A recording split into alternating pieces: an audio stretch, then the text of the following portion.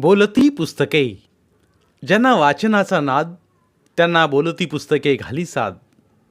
आमचं channel subscribe करा आणि सबस्क्राईब करायला इतरांनाही सांगा. नमस्कार श्रोते मित्र हो, बोलती पुस्तके सादर करत आहे लेखक अशोक चिटणीस लिखित कादंबरी आनंद यात्री. प्रकरण दुसरे. युसूफ येऊन गेला तेव्हापासून सुधीरची झोप उडाली होती. त्याची झोप ही त्याची एक खास बाब होती. जगात सर्वात प्रिय मला माझी झोप आहे असं तो नेहमी अपर्णाला सांगत असे. एरवी झटकन त्याला ग्रासून टाकणारी त्याची लाडकी झोप कधी कधी मात्र हट्टी मुलासारखी रुसून कोपऱ्यात जाऊन बसायची. एखादं छोटंसं निमित्त तिला नाराज व्हायला पुरतं असं सुधीरला वाटत असे. अशी झोप रुसली की सुधीरला रात्र जागून काढावी लागे. मग त्याची लोकविलक्षण स्मृती भूतकाळातील अनेक आठवणींना जागवीत पहाटेपर्यंत सुधीरच्या मनाशी खेळ करीत राही.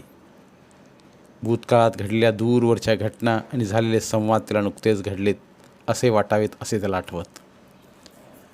रात्र जागवण्याची ही अशी वेळ फारच क्वचित त्याच्यावर येई. एरवी त्यानं त्याच्या वडिलांचाच गुण घेतला होता. जेवता जेवता रोजच अखेरच्या ताक भाताबरोबर झोपेचं विमान त्याच्या डोळ्यावर उतरू लागायचं.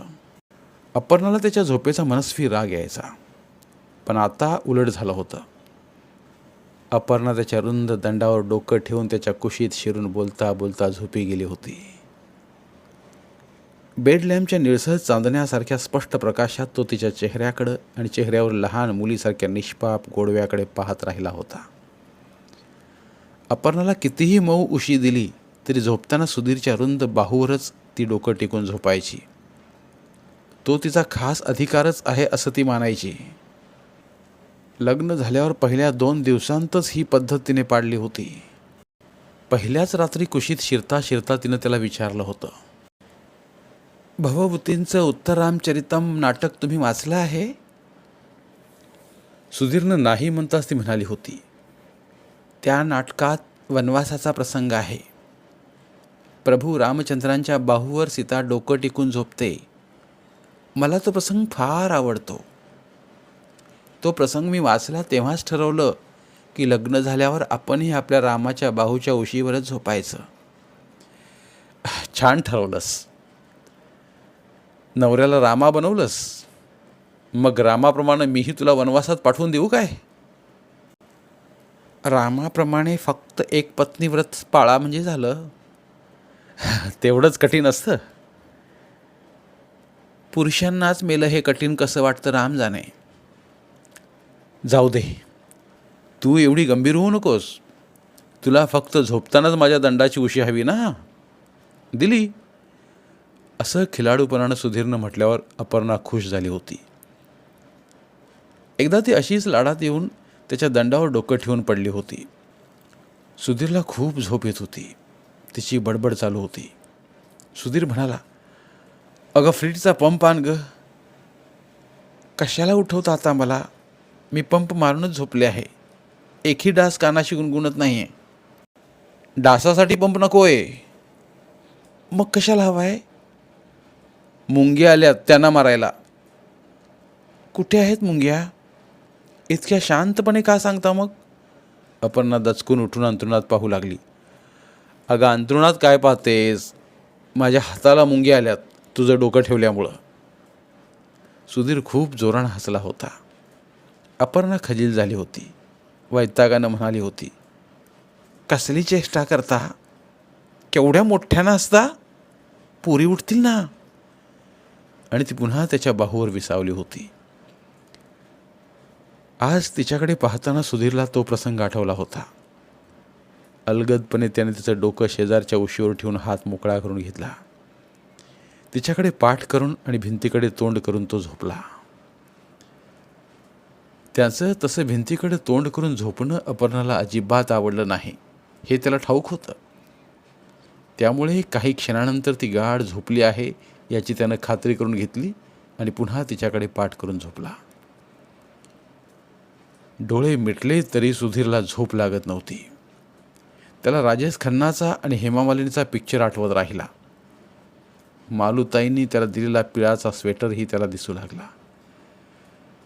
त्याला सुधीर भाऊ असं म्हणणाऱ्या मालूताईंनी त्याला स्वेटर का दिला असेल असा प्रश्न त्याचं मन त्यालाच विचारित राहिलं होतं. सुधीरला आठवलं की एमएच्या त्याच्या परीक्षेच्या वेळी मालूताई त्याला म्हणाल्या होत्या, सुधीर भाऊ, तू नोट्स काढण्यात वेळ घालवत जाऊ नकोस. सुधीर त्यावर म्हणाला होता, नोट्स तर काढायलाच पाहिजेत. पुस्तक वाचून लायब्ररीत वेळेवर परत करायचं असतं. तू नोकरी आणि कॉलेज दोन्हीही करतोस. तुला जो थोडा वेळ अभ्यासाला मिळतो तो नोट्स काढण्यात वाया घालवू नकोस. पुस्तक वाचताना पेन्सिलीनं खुणा कर. मी दुपारी मोकळीच असते. खुणा केलेला मजकूर मी उतरवून देत जाईन तुला. तू फर्स्ट क्लास मिळवला पाहिजेस. त्या दिवसानंतर सुधीरच्या नोट्स मालूताईंनी लिहिल्या होत्या. सुधीरला फर्स्ट क्लास मिळाला नाही याचं दुःख त्याच्याहूनही अधिक मालूताईंना झालं होतं. मालूताई त्याच्या संदर्भात दुःखी झालेल्या अनेकदा त्यानं पाहिल्या होत्या, पण त्या कमालीच्या व्यथित झालेल्या प्रसंगापैकी एक प्रसंग त्याला आत्ता आठवला. त्यावेळी तो 7वीत शिकत होता. रोजच्या सवयीनं तो मालूताईंकडे गेलेला होता. ये म्हणून त्याचं रोज प्रेमानं स्वागत करणाऱ्या मालूताईंनी त्या दिवशी त्याच्याकडे दुर्लक्षच केलेलं होतं. थोडा वेळ घुटमळून आल्यापावली मागे जाण्याचा तो विचार करत होता. जिन्याच्या दिशेनं तो वळणार तोच मालूताई हुकमी स्वरात म्हणाल्या, सुधीर भाऊ, जाऊ नकोस. मला तुला आज काही विचारायचं आहे. काय? सुधीरनं अभावितपणे विचारलं. मालूताईंचा असा स्वर त्यानं ऐकलेला नव्हता. आज शाळेच्या वेळा तू शाळेत का नव्हतास? त्याच्या नजरेत नजर रोवून मालूताईंनी विचारलं. कोणी सांगितलं मी शाळेत गेलो नव्हतो? साचरत्या आवाजात आणि नजर खाली वळवीत सुधीरने विचारलं. कुणी सांगायला कशाला पाहिजे? मी स्वतःच तुला पाहिलंय. कुठे? कुठे म्हणून विचारतोयस? मला सांगायलाही लाज वाटते. आपल्या वाड्यामागील मैदानातल्या डबक्यात डुंबत होतास ना? दुपारी 4 उन्हाळ पोरांबरोबर म्हशीच्या पाठीवरही बसला होतास ना? बोल, खोटं आहे? मी बरोबर ओळखलं तुला. सगळे कपडे काठावर ठेवून उड्या मारत होतास. मी दुपारी संडासला गेले तेव्हा वाड्याच्या टोकाला असल्या त्या संडासातून मी तुला पाहिलंय. प्रथम माझा विश्वास बसला नाही माझ्या डोळ्यांवर, पण नंतर तू कपडे घालून पाकिट गळ्यात अडकवून दूर जाईपर्यंत मी संडासाबाहेर ताटकळत उभी होते. काय करावं मला समजे ना. तुझ्या आईनं पाहिलं असतं तर सारा वाडा डोक्यावर घेतला असता. तुझ्या पाठीची सालटी काढली असती ती वेगळीच. सुधीरचे डोळे पाण्याने भरले. माझी चूक झाली. पुन्हा नाही असं करणार. आईला सांगू नका. पाया पडतो तुमच्या, असं तो रडत म्हणाला. त्यानं मालूताईंचे पाय धरले. मालूताईंनी त्याला वर उचललं, पोटाशी धरलं. म्हणाल्या, मी पाहिलं म्हणून पश्चातापाचं नाटक करू नकोस. पुन्हा शाळा बुडवू नकोस. पोहायला हवं तर जरूर जा, पण टँकवर जा. मालूताईंचा गळा दाटून आला होता. डोळे भरून आले होते. त्या सुधीरच्या पाठीवरून हात फिरवीत राहिल्या. क्षणभरानं म्हणाल्या, अरे, आज वसंताची तीव्रतेने आठवण झाली. माझा धाकटा भाऊ वसंता अहमदाबादला आम्ही असताना साबरमती नदीत बुडून वारला. पोहता येत नसताना तुझ्यासारखाच उन्हाळ पोरांच्या संगतीनं शाळा बुडवून गेला होता. मालूताई त्या दिवशी खूप रडल्या होत्या. त्यांच्या नाकाचा शेंडा खूप लाल झाला होता. त्या जिन्याजवळच्या एका खोलीतील मोरीवर मालूताईंनी दिल्यात पाण्यानं त्यानं तोंड धुतलं. मालूताईंनीही तोंड धुतलं. पावडर कुंकू केलं. तेवढ्यात जिन्यात धाडधाड पावलं वाजली. माधवराव दाराच्या चौकटीत येऊन उभे राहिले होते. खाकी रंगाची फुल पॅन्ट आणि गोल गळ्याचा फिट्ट बसलेला चॉकलेटी टी शर्ट त्यांनी घातला होता.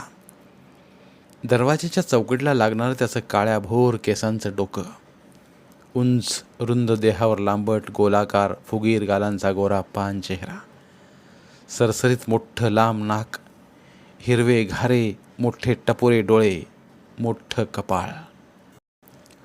परमेश्वरानं त्यांना एखाद्या राजबिंड्या माणसाचं सौंदर्य दिलं होतं. सतत हसत बोलायचे, विनोद करायचे, किस्से सांगायचे आणि समोरच्या माणसाला आणि स्वतःला आनंदी ठेवायचे. अशी वृत्ती असलेले माधवराव त्या दिवशीही हसत मुखानं दरवाजाच्या चौकटीत उभे होते. त्यांच्या डाव्या हातात 2-4 वृत्तपत्रांच्या घड्या होत्या. एक चिनी क्रांती संबंधातील पुस्तकही होतं. दरवाजावरील माधव देव या त्यांच्या नावाच्या पाठीवरील धूळ ते उभ्या उभ्या बोटानं साफ करीत म्हणाले, अरे देव धुळीत दिसेनासे होत आहेत, त्यांचा कोणी उद्धार करेल की नाही. खो खो करीत खास त्याच्या लकबीनं खोली दणानून टाकत ते हसले आणि आत आले. उजव्या कोपऱ्यातील खिडकीजवळच्या पलंगावर हातातील वर्तमानपत्र आणि पुस्तक त्याने भिरकावलं. पलंगावर बसून बुटाची लेस सोडताना म्हणाले, अरे च्या, सुधीर भाऊ बाई माणसासारखा रडलेला दिसतोय. काय ग मालू, तुझेही डोळे सुजलेत. रडारड करायला कोणी देवाघरी गेलं काय? तुमच्या त्या देवाघरी गेल्यावर रडायचं असतं, पण या देवाघरी आल्यावर रडायला मनाई आहे. तसा बोर्ड दुसऱ्या दरवाजावर लावू काय? पुरे, तुम्हाला कधी गंभीर होताच येत नाही का हो? सांजेच्या वेळी अभद्र का बोलताय? चायला, म्हणजे तुमच्या त्या सांजेच्या वेळी घरात रडारड केली तर चालते, आणि घरात शिरल्यावर तिन्ही सांजेला तुमच्या देवाचं नामस्मरण केलं तर आम्ही अभद्र बोललो. कमाल आहे. त्याचं काय आहे? आज देव भूत यांचाच विषय चर्चेला होता. युनियनची मिटिंग झाली नाही, पण कॉम्रेड जमलेच होते तर गप्पाटप्पा झाल्या. वर्कर्स युनियनमधील 2-4 आमच्या रत्नागिरीकडचे भटजी होते, नव्यानंच आमच्यात आलेत. त्यांचा ब्रेनवॉश अजून झाला नसेल, मालूताई म्हणाल्या. त्यांचा ब्रेनवॉश होईलच, पण मी आधी वॉश घेतो. तू झकास चहा टाक. सुधीर भाऊची काय गडबड आहे? बस रे, कुठे चाललास? अभ्यास फार करू नकोस, बिघडशील, माधवरावांनी हसत म्हटलं. बूट मोजे त्याने दरवाजामागच्या स्टँडवर ठेवले.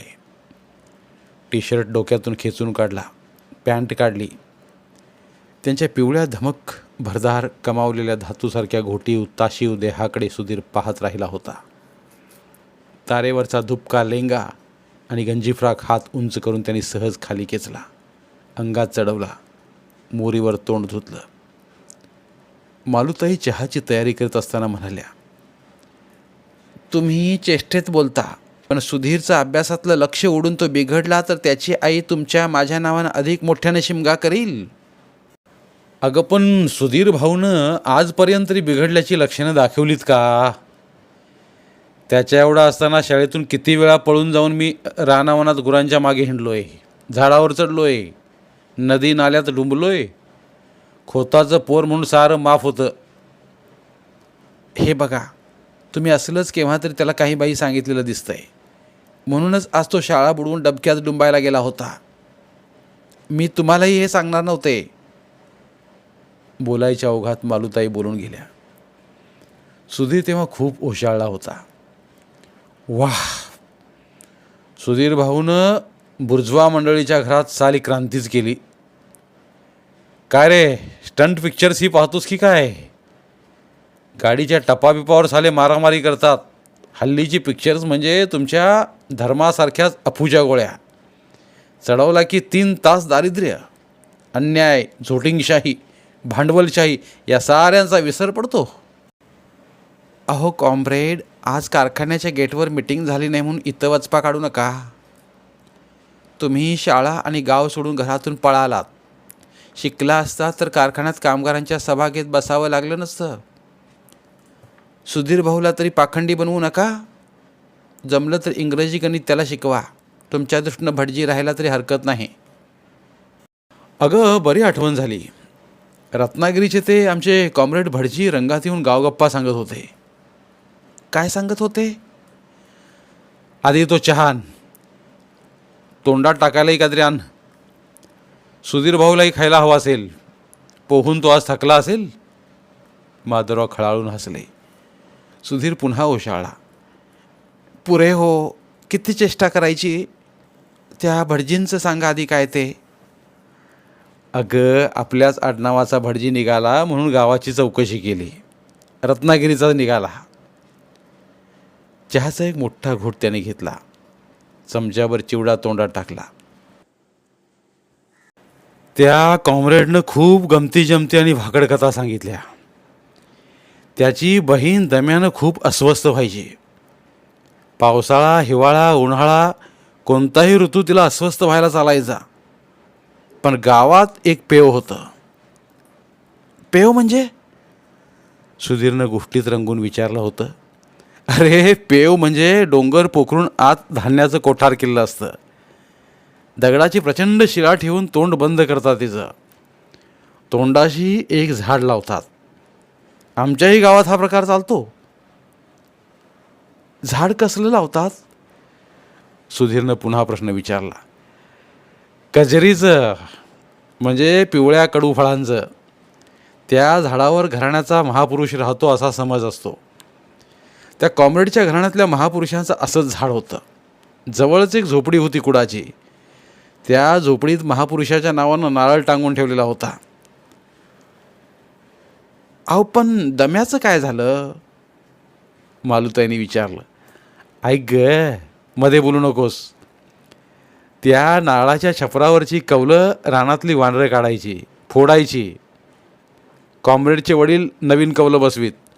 पण त्यांच्या असं लक्षात आलं की कौलं नसली म्हणजे दम्यानं कॉम्रेडची बहीण अस्वस्थ व्हायची. उन्हानं नारळ तापला किंवा पावसात भिजला म्हणजे दम्याचा अटॅक यायचा. कौलं घातली की जादूसारखा दमा बंद. शेवटी दमा उठला की कॉम्रेडचे वडील कौलं घेऊनच पेवाच्या दिशेनं जात. पण ही गोष्ट तुम्ही त्या कॉम्रेडकडून सरळपणे ऐकून घेतली नसणार. त्याची रेवडी उडवली असेल. देवाभूतावर तुमचा कुठला आलाय विश्वास? माझा विश्वास माणसांच्या संघशक्तीवर आहे. त्या कॉम्रेडच्या भूतांच्या गोष्टीपेक्षाही फार महत्त्वाची गोष्ट त्यानं सांगितली. कोणती? तो म्हणाला प्राथमिक शिक्षकांची युनियन ट्रेड युनियनच्या धर्तीवर बांधायला हवी. रत्नागिरीत आंब्यांचा धंदा करणाऱ्या माणसांच्या घरी गावातली आणि आजूबाजूची 5-50 प्राथमिक शाळा मास्तर मंडळी जातात. आंबे मोजून पार्सलावर नाव पत्ते शिक्के टाकतात. पुण्याला लग्न समारंभात वाढप्याची कामं करायला जातात. तो म्हणाला, या मास्तरांच्या कष्टाला मोल नाही. दारिद्र्यामुळे वाटेल ते करतात. आपल्यावर अन्याय होतोय, कमी पगार मिळतोय हे त्यांना समजत नाही. जागृती करायला हवी. अहो कॉम्रेडच्या निमित्तानं एक भाषण झालं. चहा पिऊन झाला असला तर कप बशी मोरीवर ठेवायचे कष्ट घ्या, म्हणजे कष्ट करण्याविषयी कळवळा दिसेल. शिक्षकांना एवढा कमी पगार असतो? सुधीरनं विचारलं. अरे गावातल्या प्राथमिक शिक्षकांपेक्षा पोस्टमन हा पैसेवाला असतो. मनी ऑर्डर आणल्याचं कमिशन तो घेतो. बारशाचं, वाढदिवसाचं किंवा 12व्याचं पत्र असो किंवा नोकरी लागल्याचं वा गेल्याचं पत्र असो, ते खेड्यात वाचून दाखवून वाचनावळ पोस्टमनलाच मिळते. मग मास्तराच्या वाट्याला आंब्याच्या पाट्या. नाहीतरी मास्तरचा आणि पाटीचा अतूट संबंध आहेच. माधवराव, तुम्ही कोकणात होतात, मग तुम्ही भूतं नाही पाहिलीत? सुधीरनं माधवरावांच्या हसण्याकडे दुर्लक्षित विचारलं. माधवराव पलंगावर मागे सरकले. पाटीला भिंतीशी उशी उभी केली. विचारमग्न होत म्हणाले, लहानपणी आमच्या घराजवळच्या एका झाडावर एक रडकं भूत राहायचं अशी बोंब होती. तिन्ही सांजेला ते भूत दारावरून धावत जायचं म्हणे. पालापाचोळ्यावर पावलं वाजत रोज झाडाच्या दिशेनं 1-2 तास रडारड ऐकू येई. आमच्या घरात एकदा लग्न होतं. 5-50 माणसं आलेली असताना भर दिवसा रडारड करून त्या भूतानं उच्छाद मांडला होता, असं आमची आई नेहमी सांगायची. रडारड ऐकू यायची, पण ते भूताचंच रडणं असायचं की आणखी कुणाचं हे प्रत्यक्ष कोणी पाहिलं नव्हतं. भूताच्या भीतीनं आम्ही भावंड देवघरात जायलाही घाबरायचो. आमचं देवघर थोडं मोठं आणि आत होतं. मी जर घरातून पळून मुंबईला आलो नसतो तर एक भित्रा भटजी म्हणून रत्नागिरीत वाढलो असतो. आपल्या संस्कारात लहानपणी आपल्याला कोणाची तरी भीती दाखवली जाते, धाक घातला जातो. मग मोठेपणी विचाराची, तर्काची आणि ज्ञानाचीही आपल्याला भीती वाटते. माधवराव गंभीर झाले दिसत. का हो? तुमच्या कोकणातच ही भूतं कुठून येतात? पुण्या मुंबईत आणि आमच्या अहमदाबादेत भूतांची प्रकरणं ऐकू येत नाहीत. मालूताईंनी विचारलं. मला वाटतं कोकणातल्या दारिद्र्याचा या भूतपिशांच्याशी संबंध असावा काहीतरी. माधवराव गंभीरपणे म्हणाले. दारिद्र्याचा काय संबंध? अगं, कोकणात खोत काय किंवा जमीनदार काय, दोघेही दरिद्रीच. एक लंगोटी घालील तर दुसरा पंचा नेसेल, पण दोन्ही कळकट, एकाच रंगाचे. पोटात अन्न नसलं की मेंदूला भ्रम होतो. दारिद्र्यामुळे सकस अन्न नाही, प्रोटीन्स नाहीत, त्यामुळं मेंदूत विकृतीची शक्यता वाढते. म्हणूनच वेड्या आणि भ्रमिष्ठ माणसांची कोकणात वाण नाही. या भ्रमिष्ठांसारखं होऊ नये म्हणून बहुधा माझ्यासारखी बुद्धिमान मंडळी कोकणातून पळ काढतात. असं म्हणत हसत हसत माधवराव उठले. कुठे निघालात? विहिरीवरून पाणी भरायचं आहे ना? सुधीर भाऊला खाली सोडतो. पाणी भरायचं म्हणजे त्याच्या मागील दारावरून विहिरीवर जाताना त्याच्या आईचं दर्शनही होईल. त्याच्या आईशी माझी मस्त दोस्ती आहे. असं हसत हसत माधवराव दोन्ही हातात बादल्या घेऊन सुधीरसह जिना उतरले. धन्यवाद. उर्वरित कादंबरी पुढील भागात. धन्यवाद. बोलती पुस्तके श्रोते मित्रांसाठी मराठी साहित्याचा खजिना फक्त 59 रुपयात. फक्त 59 रुपये माफक फी भरून आमच्या साहित्यरत्न या चॅनलचे सभासद व्हा व भरपूर मराठी ऑडिओ बुक्सचा आस्वाद घ्या.